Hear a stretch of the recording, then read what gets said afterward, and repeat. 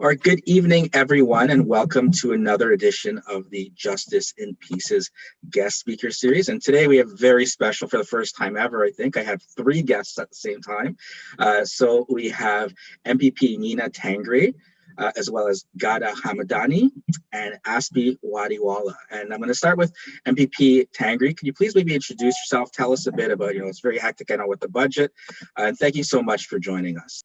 Oh, my pleasure, John. And a big, not a welcome, but a big hello to everyone at Trias College in the paralegal study courses. It's just great to be here. I'm MPP Nina Tangri. I'm the Member of Provincial Parliament in Mississauga, Streetsville.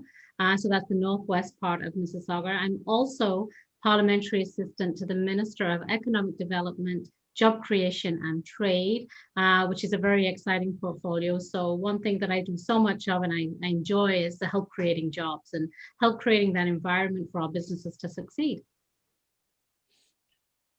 Perfect. And then let's go to Ghada, please. Hey, hi, everyone, and thank you for inviting me tonight. I'm honored to be with all, like our friends and the students, which is I always love to work with.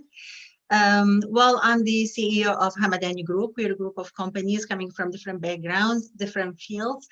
And actually, I'm the CEO of Iraqi Components Charity, where we have human rights, served. So we try to, help people all over the world.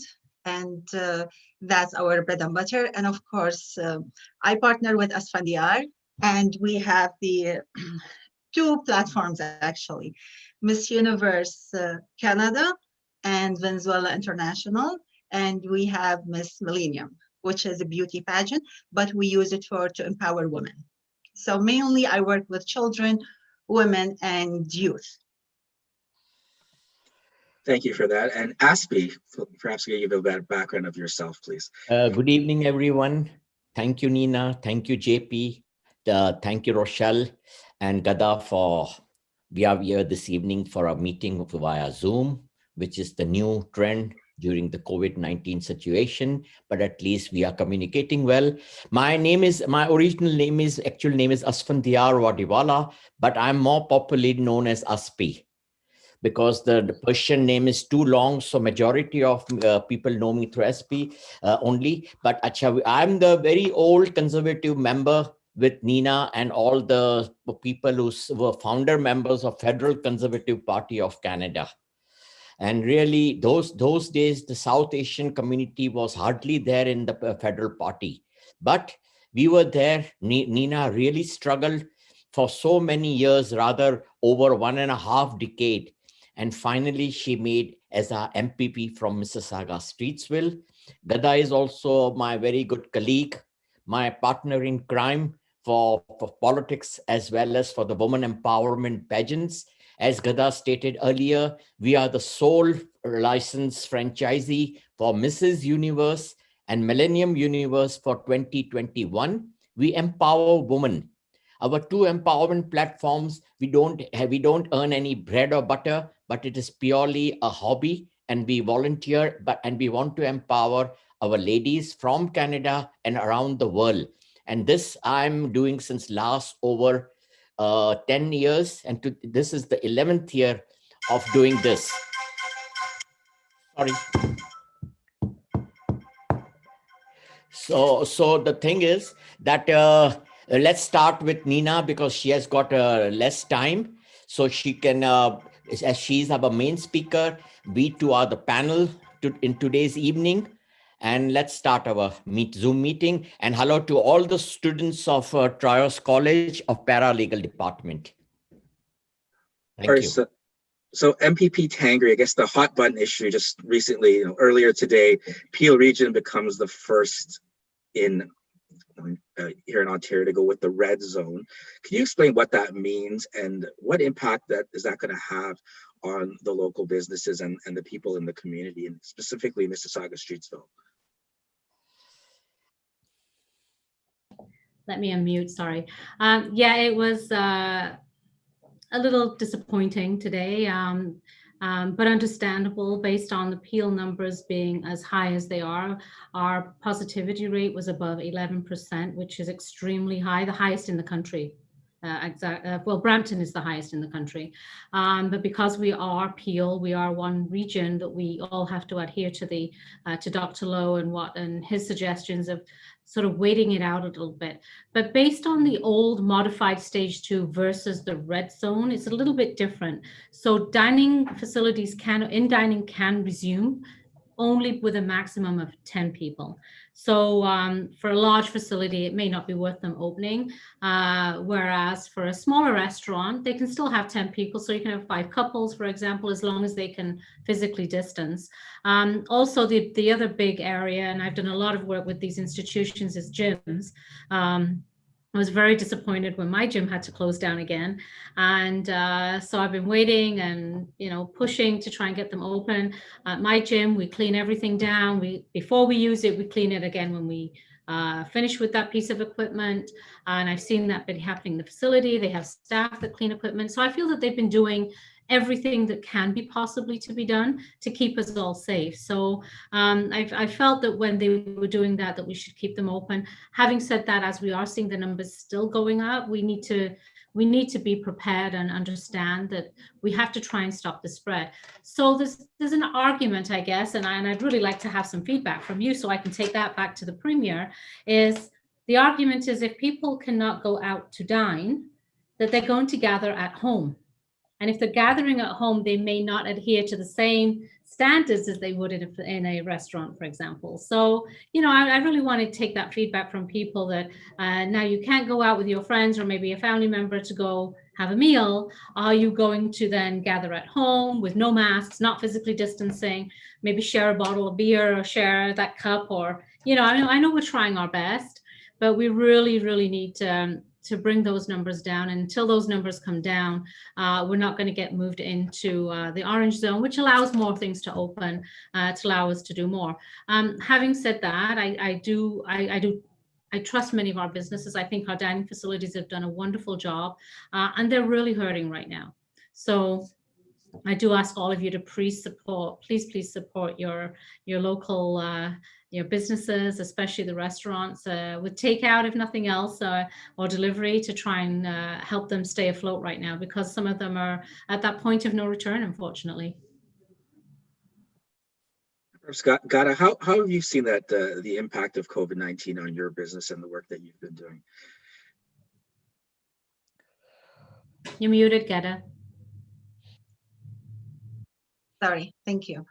Well, as every other business, the impact was harsh on us. Actually, it's not only the COVID, we got the impact before the COVID. I don't want to talk politics, but it's unfortunate, it's like the federal government, well, because I'm in manufacturing, one of the companies are manufacturer. So we got to close because we were asked, literally to move to China. And before the COVID, we had a hit. And we got to close the manufacturing. We got to close it. It's a small manufacturer. I had 50 people working at that time, but actually we got to close it. That's first step. And then the COVID came. So we got to limit our service. We got to stay home. And then actually, it's like when you have difficulties, that's what we do. We usually, it's like we don't just, sit, do nothing. So I try to, it's like change the field I'm working in. So try to open another door. So I get some agreements with the United States, something for the medical field, some equipment, some stuff. We're trying, but, up until now, we didn't succeed. But, it's like we're trying. We're changing the business nature. And ask me, how about you? How is it affecting some of your advocacy? The whole world, and it affected each and every family and each and everybody. But we are grateful to our provincial government in Ontario, led by Premier Doug Ford. And even I would say the fantastic job the federal government has done as far as the COVID is concerned. And we are really proud of our government as compared to other countries. They have failed to provide that much assistance what we Canadians have through our governments. And the opportunities are there, but we are all facing the hardships. The financial crunch is there. There are lots of other difficulties. Day-to-day hurdles are there in our lives. We had to cancel all our events after spending so much on the promotion of our women empowerment during the beginning of the year. and it has gone zero because now we have to move to 2021. And there are things, but God is great. We are hopeful that we would come out successfully, being Canadians. And I would request all our Canadians and everyone to promote our local businesses, always buy Canadian products, and be loyal to Canada. MPP Tangri, I think you have a very interesting story with respect to finally breaking through 2 years ago in politics. And I think it's a message that really resonates with students. I think with law and politics in particular, you don't necessarily get that opportunity right away, right? That it takes a few times of running before you kind of understand how things work, and then you're successful. And I think perhaps you can share the experiences you had going back almost 2 decades leading up to 2018 success story, and how students can motivate, use that as motivation for their own continuing to build on their challenges and overcoming them. Yes, John, and it was, you know, each time you run, or whether you're running in a nomination or you're running in an election, and when you don't win, it's very disheartening, especially when you start out of the gate in the lead and fully expected to win, and then something that your leader or your party says totally changes the tables around, and then you don't win an election. It's extremely disheartening. But I have a nickname, and it's called Miss Perseverance. And finally, with the support of many like Aspie and Ghada, I've been very fortunate in the sense I have a lot of very loyal supporters. I had a lot of new people who came on board. My volunteer team was phenomenal. I have a great group of people who are always been willing to donate to the campaign. You can only run a good campaign with good funding too. So with all of that, all in all, last time, I think the people of Ontario, they'd had enough of the previous liberal government at the time. And I'm not going to talk politics and talk partisan politics, but, you know, it comes to a time when I think people were really looking for change. They felt that our province was so indebted, and didn't see too much hope. Businesses were leaving in droves, and, you know, Ghada spoke to some of that, and it's been very difficult. So when we came into government as someone coming from the business sector, our premier, as you know, is a businessman, and many of our caucus people, we come from the private sector. Most of us are not government career politicians. So we're bringing that outside perspective. So we have many people in government, of course, that are lawyers and in the legal field, like many of you, and that come and bring a great perspective. And I think some people in the paralegal, and I hope I'm going to be able to encourage many of you to perhaps come and work with us at Queen's Park. We certainly have, we have interns that come in. So I know I have an intern starting with me in March. And for many of them, they come, they become an intern or a page, and then they come back and they work as a staff member for many years. And many of our government MPPs were staffers or interns in the past, and now they're sitting members of provincial parliament, and some of them are in cabinet. So I think it's a great story. It may not happen in the first year or the first time you run. It may take 1, 2, 5, or in my case, decades. So it is, you know, you can call it a good news story. It's been tough. My family had to go through all of this with me as well, but I always believe things happen for a reason, and when it was the right time, it was the right time. So I'm blessed, I'm very lucky, and I thank all of my supporters that stood behind me all these years. There's a follow-up. Hope. That's what we know. Okay, you are a woman. You are our iron lady. Well, I have comment on Nina, if you allow me. Well, that shows you commitment. Always when we commit, you succeed. You know, failure doesn't mean you stop there. You know, it's like every failure is a step to success. So that's what Nina exactly was doing, because she's strong. She committed to the cause. She wanted to serve. That's why she succeeded at the end. And that's what happened. When you commit to the cause, you always succeed. Thank you. MPP Tangri, as a kind of follow-up to now that you're in a role here as the parliamentary assistant to the Minister of Economic Development, right now, right off the news there, the budget looking at, well, how are we going to create jobs during such an unprecedented time with COVID-19? what strategies are there for, especially my students who are going to go back into the workforce, some of them in a second career, getting into becoming a paralegal?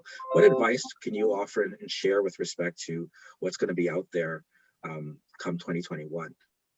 So it has been extremely interesting. So at the beginning of COVID, when we had to close pretty much everything down, and all of a sudden our job numbers, of course, all the jobs that we had created since coming into government were wiped out. Grocery stores, of course, were very busy. Trucking was very busy. We needed our supplies to get to market, but almost everybody else was working from home or not working at all. So it was very disheartening. We were very, very worried on how we were going to be able to come through this pandemic, how long it was going to take. And I have to admit, this has taken much longer than I anticipated in the beginning.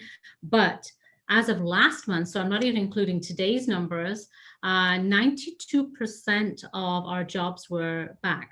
That was last month. Today, our job numbers today showed Ontario gained another 30,600 jobs, which is very encouraging.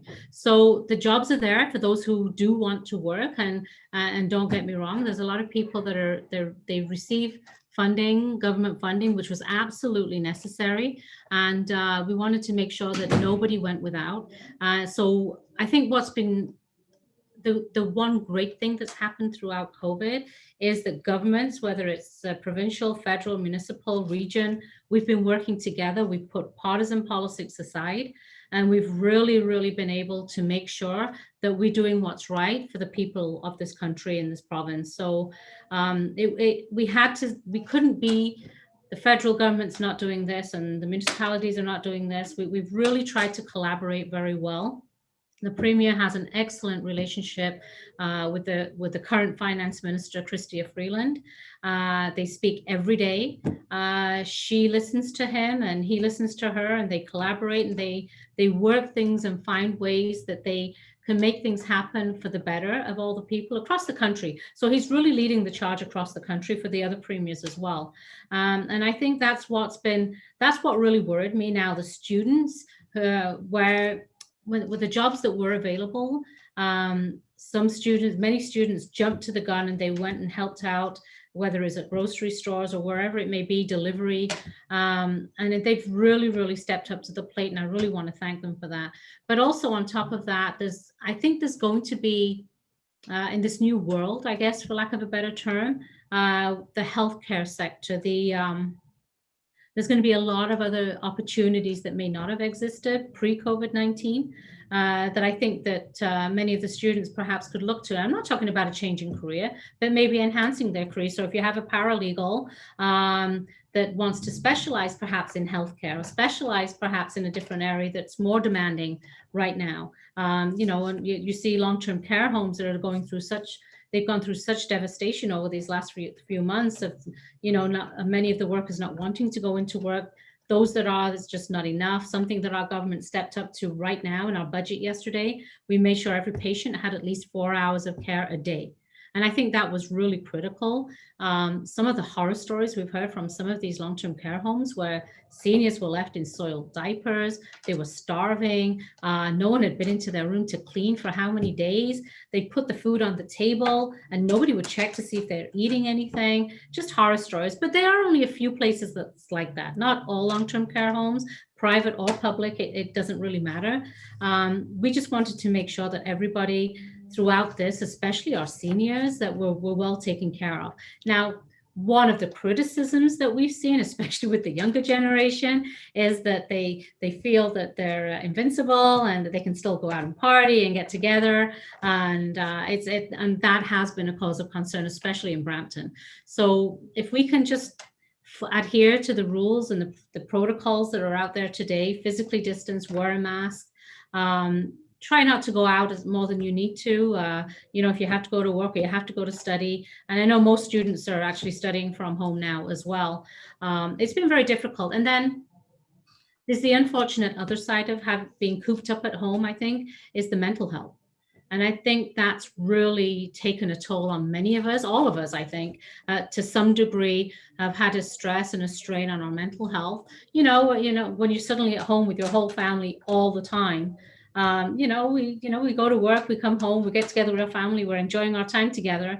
But then when you're together and cooped up 24 hours a day, while you're trying to do your Zoom meetings, while you're trying to do study, while you're trying to do all the other things that you have to do, and you may have little children running around and screaming and not wanting to do their online learning, it becomes very challenging for everyone. So just want everyone to know that there's always somewhere to reach out. So if you're feeling lonely, you're feeling stressed, there's always somewhere to stray. And if you don't have anywhere else to go, you're not sure, feel free to call my office anytime and we'll help you, we'll guide you to what you need to do. I think what's been important, especially in my office, is that we've been open throughout. For the first month and a half, I think we closed our office, but we stayed open, we took phone calls, and then of course Zoom began. And so we started having nonstop meetings all day, every day, which is wonderful. The fact that we've been able to, because of technology, stay in touch with each other, I think that's really curtailed a lot of the problems we could have had if we didn't have this virtual platform. Just a note to note that you had to leave here at the bottom of the hour. So perhaps I'll have maybe a final question for you. For students in particular, women who want to get into politics, what are some of the challenges and what are some of the opportunities for them? And perhaps you can share some parting words of advice for my students before you have to take off here. Yeah, I mean, I think don't close any doors. And I think it's really important that if you're becoming a paralegal, you're going to have that certificate and you're going to say, okay, now I want to maybe specialize in a specific area or not. Always keep your doors open to say, okay, I'm actually really interested maybe in politics. Come to Queen's Park, see how it works, see how legislation's made. First, second, third reading. How do we get the lieutenant governor on side and make sure she approves the work we're doing? What do the clerks do? There are many clerks in Queen's Park, so not everybody needs to be an MPP or an MP or a politician. We certainly have some fantastic people that do the groundwork, the other work that's, politics is not for everybody, but the work that we do in government is extremely important because it affects everybody. So when we understand that whether you're an MPP or a member of staff or a clerk at the legislature, you have a lot of power, the power to make that change. So for me, for example, even though I am the one that will stand up and vote for or against a piece of legislation, I don't do it because it's me. I do it because I listen to my constituents. We get together in caucus. We get together with my staff. We listen to others, and it's a whole process. So politics is certainly an area that has, I think, a lot to offer. So I ask you, check it out. Come and see what it's like to be involved in politics, see what it's like, volunteer on a campaign. I'm one of my executive assistant, for example, at the age of 19, he walked into my campaign office in 2018 and very, very frustrated. He says, I just started at York University and they're already on strike. I'm really angry. And I said, well, come and help me get elected. And I promise you, as soon as I'm elected, that's the one thing that I will tackle first. And he came, he worked literally day and night on my campaign. I got elected and he actually became a full-time staff member and studying at the same time. So he's still he's my executive assistant now. And he still studies. So he studies on a Wednesday, he has the day, and then evenings and weekends. And he's been able to bring that perspective that he's learning on the job at Queen's Park into his political science degree. So I think for him, it's been a great opportunity. So I send it out there to all of you to really get involved. Our election is going to be coming up in 2020, and the municipal election will be soon after that. The federal election scheduled for 2021, but 2023, but may happen sooner. So, take the opportunity to get to know your candidates, regardless of what stripes you're thinking. And when you do go to vote, as we're seeing in the US election right now, I'm not going to talk about specific candidates, but it's proof that every single vote counts, right? So never, ever take for granted that you have that ability to vote in or vote out someone that you do or do not like. It's a very powerful thing that you have your vote. So make sure that you exercise your right to vote, get involved in the campaigns, learn about the people who are representing you, whether it's, you know, from all parties that are running, and just make that informed choice when you do go to the ballot box. So you understand what the party's doing, the person, the individual, whether they are similar to you and your thought process, and if they have the similar values that you have. And like I said, that's a very powerful thing that you as an individual have on hand. And let me add one thing more to the students who would like to join politics, that the first basic principle is to volunteer. Start volunteering after your professional degrees and know what is politics. Try to learn the constitution of all three parties, our Canadian laws. Then they will be much better understanding what the Canadian politics is. Our politics is quite different than many other countries of the world. We are very civil, and really, if a person is interested in politics, that person can really climb the ladder well. And if I can just add finally before I go is throughout COVID-19, part of my job is to go and sell Ontario. So I had a Zoom meeting with India 2 days ago at 7 a.m. I've had a China meeting at 1 a.m. I've had I talk to people around the world, and I talk about why Ontario. And the last thing that I've been able to add, apart from the fact it's a great place to live, work, to raise a family, we're creating that environment for businesses to thrive. I now add, look at how countries around the world have dealt with COVID. Look at how we've all, we look at the US and we look at how they are dealing or not dealing with it, as the case may be, a different attitude. Other jurisdictions around the world, some have really done well and some not so well. And the attitude of the public on whether they feel that they should or should not wear a mask or physical distance or party or whatever it may be. And when I talk to companies and I show them our numbers and how we are and how well we're managing, it's really been that final hit that's told them and turned around and they've said, no, we agree with you. We've seen how you dealt with COVID-19, and therefore, versus the USA, if we were choosing between the USA and Canada, they choose Canada. They choose Ontario, because we've done such a great job of being able to manage this as best possible. And we know we're not out of this yet, but we will come through this all together as a community, and we will do better. So, you know, I guess I know I am very thankful for living here. You know, I feel very privileged to be able to represent you and your families, and I'm always open. My doors are always open, and, you know, come to me with any suggestions that you have. It's not always about complaining. Sometimes it's coming to me with solutions. So thank you, everyone. It's been wonderful to be here with you all. Thank you, John, for hosting this, and Aspie and Ghada, lovely to see you, and Rochelle. And I hope you enjoy the rest of the evening. And like I said, feel free to reach out to my office anytime. I'm going to put my office phone number and my email on the chat right now. So feel free. Have a great day, everyone. Same to you, and happy weekend. Thank you, MPP Tangri, for joining us.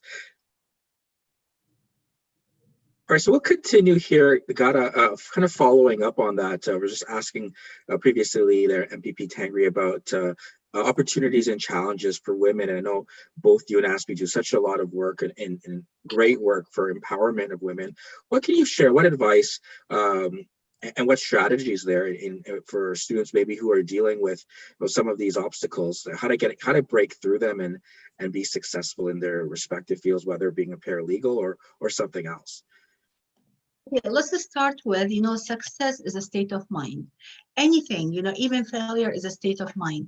So first of all, you know, it's like you don't look at the failure as a failure. You always, you know, it's like that's what I teach my students, you know. It's like we have leadership academy. I teach overseas and internationally. So the first thing, you have to put a goal. You have to put a plan. You plan for today. You plan for tomorrow. And after that, you work your plan.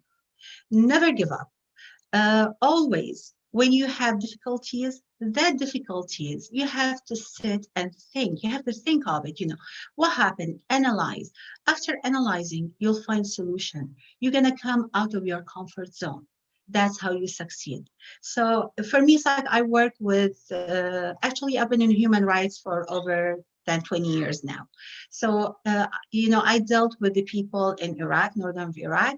Everybody heard of ISIS, and you know what happened to the Yazidis and Iraqi Christian. I worked with them. Actually, I was on the ground. I went to the hotline.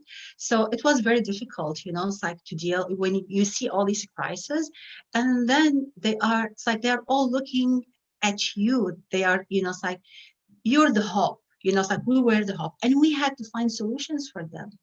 So always, it's like if you put them in the past and just look of what happened in the past, you're not gonna go anywhere.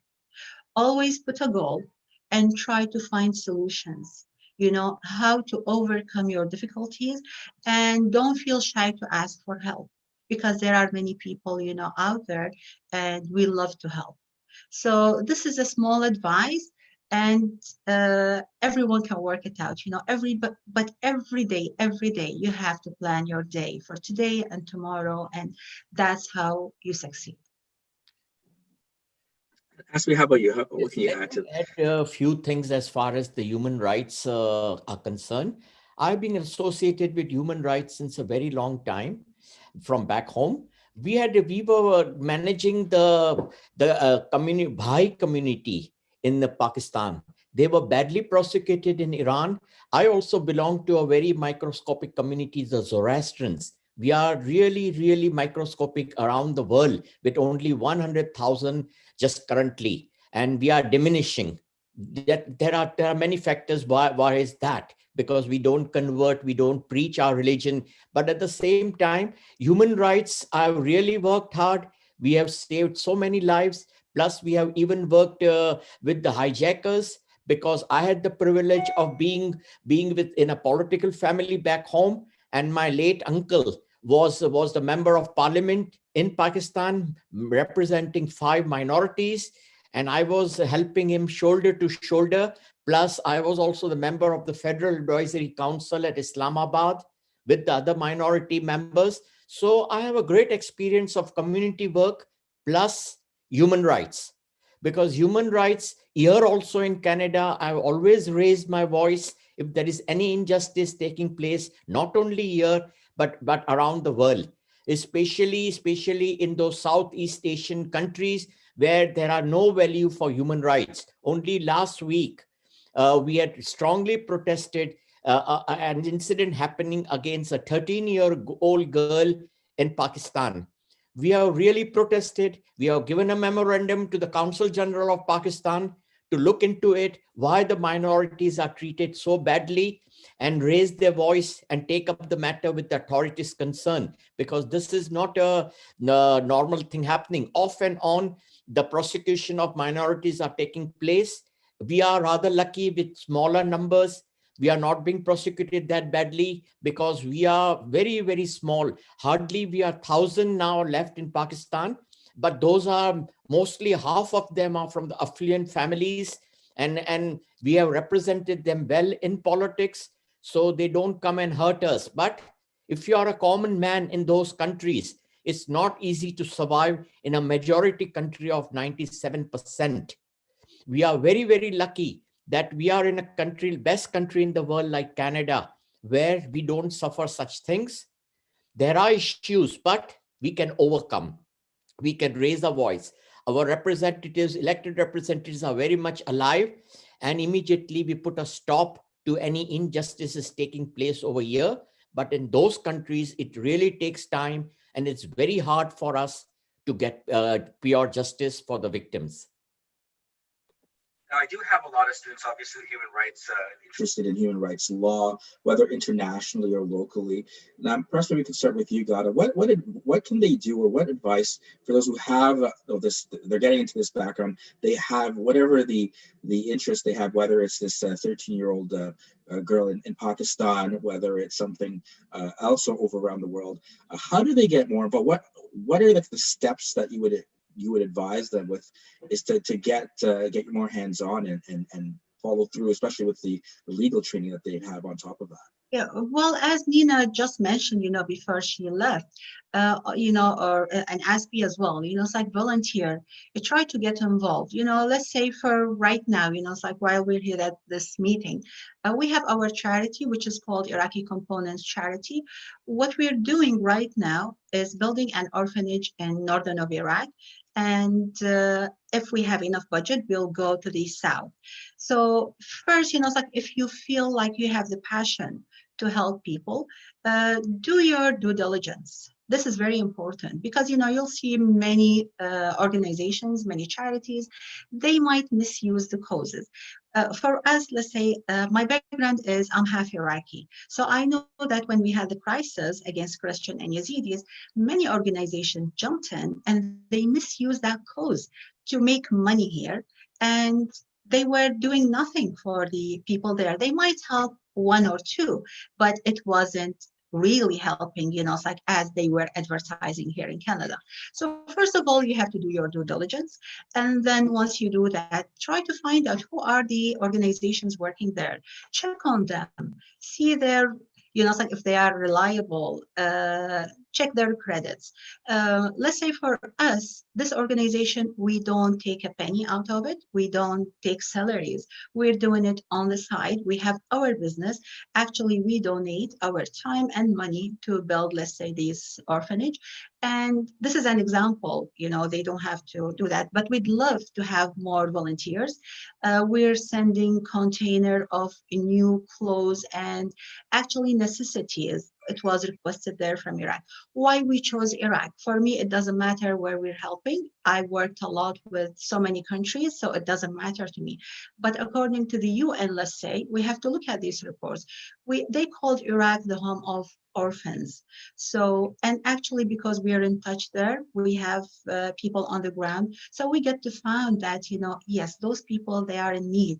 And we have about 1.8 million orphans there. So that's an example. So try to reach out to, it's like this organization. We are one of them actually, but we working there, and try to volunteer even if you're paid. Sometimes, if somebody's, they cannot volunteer, we don't mind to pay, but it's going to be just, symbolic things, because every dollar, would save a life there. For us here, we try to help each other here because the priority first to Canadian, that's the number one. I work for children here in Canada, women and children for me, because they are most vulnerable and they need some help. So we try to strengthen our people first. So when we have extra, we go outside. So I try to get involved with this organization and just be extra careful. Do your due diligence before you step in, before you put your hand in any of these organizations. It's unfortunate, but predators are there. There are bad apples everywhere, Ghada, and let me emphasize once again that those students of your Trias College who are interested to join the human rights, some experience in human rights, Canadian politics, or even community affairs, they can contact us. We would guide them. We would talk to them on one-on-one, even on Zoom if necessary, and give them a real advice how they should take their first step in joining which organizations, and then what is their preference for the four main political parties in Canada, what are the concepts and what are the minds. And according to that, they can become the basic members. And after becoming the basic members, if possible, and the student is serious, and the people who like to volunteer are serious, we would also introduce them to our boards. We have a federal and provincial boards all over the country. And that is the best experience a new youth can get if they attend board meetings and participate, do volunteering. That is the best experience they can get in Canada. Mm-hmm.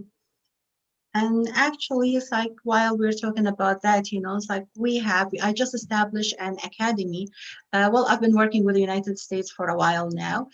We were, it's like training youth and people would like to get in politics, leadership, on campaigning, on coordinating. I've done that, last election with our campaigns, actually our youth, and we did it with the United States, and now we're having this experience. We're gonna start here in Canada. And for you as students, I'd love to do it for free. Actually, we don't mind to donate it, because we're gonna get number of, it's like for me, youth, we invest in them. I don't want them to pay, but if someone else, absolutely, we're gonna ask them to pay. But with the youth, no, because those are our responsibilities, And actually, we're opening another school in the United States where we teach. It's etiquette and protocols. Again, for people would like to get involved in politics or in the public social life, so they will need it. And again, we have the nonprofit side of it. Well, it's profitable, but we have one side. We're gonna donate these classes for the unfortunate youth children, because we're going to start from early age. So always, there are venues, always you try to explore, and absolutely you'll find, it's like something that you would like to participate and don't hesitate, knock at the door. The opportunity comes only once in a lifetime. So when you have opportunity, knock at the door, don't wait. So I would further add again over here with Ghada's things, that as far as the international relationing is concerned, with my experience of about over 10 years in women empowerment, I was the elected director for United Nations for the Women Empowerment Division. And after I completed my 4 successful years, the Commonwealth offered me the same position, and I served Commonwealth countries for another 4 years. So that's how we have helped many people. We have empowered women. We also have many issues of our women and children over here in Canada. Like currently, due to COVID, a lot of domestic violence has increased, especially in the region of Peel. And for that, we are very, very concerned. We plan to hold some more Zoom meetings regarding that to create more awareness. And I've spoken to few media companies also, and I would be forming a panel of expert with little experience or no experience. Even I would like to invite your students, if they can express your views, in what way they can help. Because we have always helped the shelters also. We have been to senior homes prior to COVID, helped them during the good days and the bad days. We have visited them on the occasions. And we do our best, whatever we can contribute to our community being Canadians. If you allow me, it's like while we're talking about the human rights and these organizations, it's like I personally am involved with over than 50 organizations in North America and globally. So again, if they like to participate in any, it's like we can give some recommendations, we can help them, we can guide them, and of course they have to do their part. They have to do their homework as well. Now, the two of you have so many significant accomplishments, and you've done so much for women empowerment. Is there anything in particular, let's maybe start with you, Ghada, what are you most proud of in what you've done in your career? The most thing is raising 2 children as a single mother. I raised a lovely daughter who is, God willing, a PhD in neuroscience. And currently she is holding a very important assignment in the city of Toronto. And we came for her only, leaving all the luxuries back home. But for what? For her education and to give her the best. So on that, what advice do you have for students who may be studying now remotely, another challenge, as well as raising children? What can you offer to them who are trying to balance and do both right now? Let's start with you, Ghada. First, sorry. Go ahead, Asmi. First of all, we would just say that we are open. Ghada and myself are always open as far as we are concerned. They can approach us. You all have our contacts. And in whatever way, whatever field, with our little experience, we can guide your students, because paralegal profession is a very noble thing. And I count your students in high esteem. Plus, the teacher of paralegal also is devoting his life and time to groom them, how to serve the humanity before the patient or the victim reaches the hospital. The life of that person is in the hands of paralegal. So they are our lifeline, according to, and we are lucky that in a developed country like Canada, we have paralegals. Otherwise, the word paralegals help was not so common in some underdeveloped countries. You know, the ambulance just arrives and which reaches you to the hospital. And in the meantime, if any eventuality happens, the person can die. But our Canadian and American paralegals save thousands and thousands of lives in transit from the place of accident, from the place of illness or sickness, severe sickness or heart attacks or anything, up till the ambulance reaches the hospital and the patient is handed over to the emergency staff in the emergency department. So I really salute the paralegal department, the trials college, the teachers, the students, and everybody who are doing their job well and playing they are contributing to our communities, because they are our future, and we really respect the youth and our future generations to come forward, and that is what we need now. Okay, actually for women, it's not only women, it's like we always say women and children, but there are some dads, there are some wonderful guys. They are taking good care of their kids actually, and they are separated, they are single dads. So regardless, whether they are women or men, it doesn't matter. But I always say, because, it's like I was studying while I have my own business. And well, my background is software engineer, but suddenly at some point in my life, and I thought, I love art, so let me study fashion design. It was kind of hobby, while I was living, calm life, and I didn't expect what gonna happen. While I'm in the middle, while during my graduation, the whole thing, collapsed. My life wasn't doing well. But, at that moment, I found myself with two little children, and I have my study, and I moved to Mississauga. I'm original from Toronto, from downtown, my school in downtown. And I had all this commuting and stuff. And I had, while you're paralegal, there's case in the court, and wasn't in the court, but it's like with the lawyers and stuff. And usually at this position, when you're at this position, the first thing you do, you leave everything, you leave your study, you leave your job, and you just pay attention to the case. And actually at that time, I thought, no, I have to think. That's why I said, before you take any step, you have to think, analyze. What is your priorities? Put your priorities. For me, education. I always, emphasize education. Education is very important, regardless of what's going to happen, regardless what it takes. Always educate yourself. So I put my education first, and at the same time, I got to juggle, several balls in my hand. And the only thing, sometimes, you cannot treat everything equally, but you have to keep the focus. Once you lose focus, you cannot continue. So the only thing, I always say, you have to be, focused. That's one thing, and commitment. Put your goals and commit to that goal. Even if it takes you long time, it doesn't matter. But keep, do what you have to do. Our paralegals are really, we are honored that they will be protecting our law, and they're protecting the people of Canada with whatever education they are getting and whatever experience they will be getting in their life. And we need a good justice system, and they are an integral part of our communities.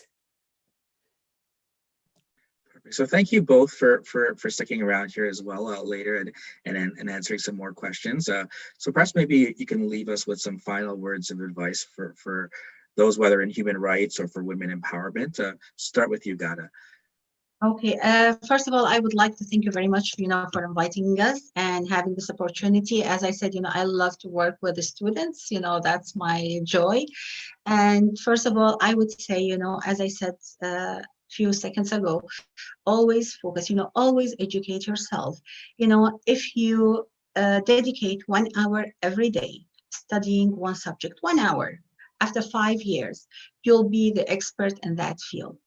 So commitment and focus, and of course, education. When you make your decision, it has to be an informed decision. This way, you will never fail, and you'll be ready for the risk, whatever is coming later on. So you'll be prepared and ready. And thank you very much. My concluding remarks would be, I would like to thank John, JP, our other host, co-host Rochelle, and all the students of the Trios College for having us this evening. And I would like to leave a very short message for everyone. Whatever you do in your life, remain well focused. Whatever task you undertake, try to complete it. There, we being human beings, we are attracted to various attractions and distractions in our lives. But whatever tasks we undertake, whatever commitment we are giving to our youth, to our community, to our nation, fulfill that. Try to be honest. If you're honest with yourself, then you can be honest with others. Otherwise, you cannot be honest. And politics and human rights and serving needs honesty, hard work, dedication, and love for the people. And I, being a people's person, I do my level best to give justice to these things. Whatever I do in a limited manner, we are doing it. Even my colleague Ghada is doing very well. She's always helping me in the projects shoulder to shoulder. And we are quite successful in Ontario and Canada. Perfect. So thank you to the both of you again for sticking around. Really appreciated hearing us. And all the best. And happy weekend to everybody. Bye-bye. Thank you very much and enjoy. Thanks. Take care. Bye, everyone. You too. Bye-bye. Thank you so much, everyone. Thank you.